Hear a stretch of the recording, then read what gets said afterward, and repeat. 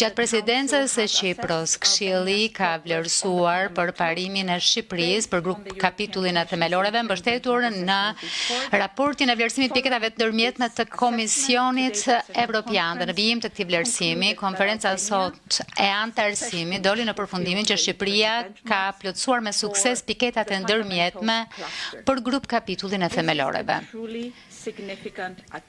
Kjo është një arritje vërtet domethënëse dhe një vlerësim i rëndësishëm i përpjekjeve të qëndrueshme për reforma të Shqipërisë dhe angazhimit politik nga Shqipëria në rrugtimin e saj europian.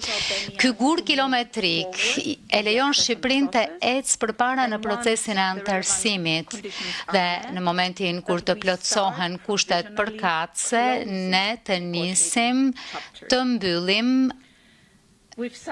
provizorisht kapitujt.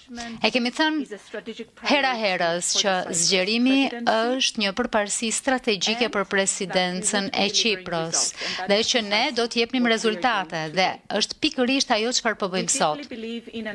Ne besojmë thellësisht te zgjerimi si një prej politikave më transformuese të Bashkimit Evropian dhe jemi përjedhoj veçanërisht të kënaqur që procesi i antarësimit të Shqipërisë po ecën përpara në mënyrë vendimtare e të përhershme në përputhje të plot me qasjen bazuar në merit të BE-s me vlerësim rigoroze të drejtë dhe me kushtëzim rigoroze të drejtë. Sotmja po kështu është edhe një shenjë e angazhimit ton të palëkundur për të ardhmen evropiane në Ballkanin Perëndimor në tërësi.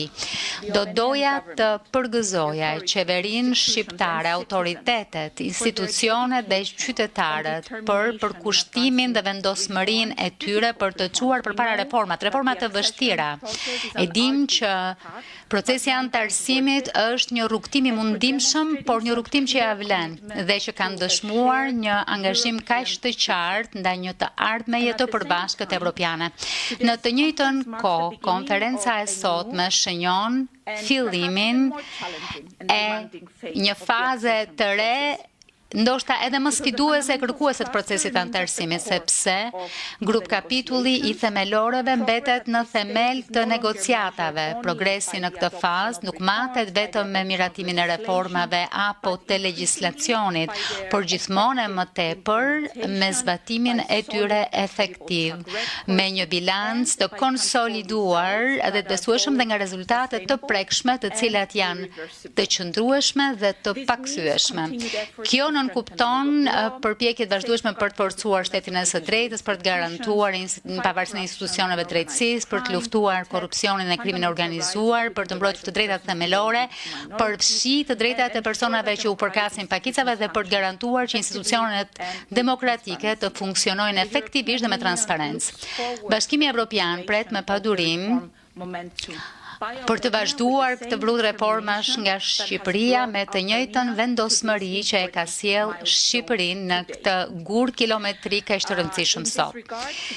Në këtë drejtim, arritja e sotme përfaqëson si vlerësimin e përparimit që është bërë, si dhe nisjen e fazës tjetër. Komisioni Evropian mbetet tërësisht i përkushtuar të mbështesë Shqipërinë përgjatë procesit dhe presidenca e Çipros do të vazhdojë të punojë deri ditën e fundit të presidencës së vet me të njëjtin përkushtim dhe me të njëjtën shpejtësi.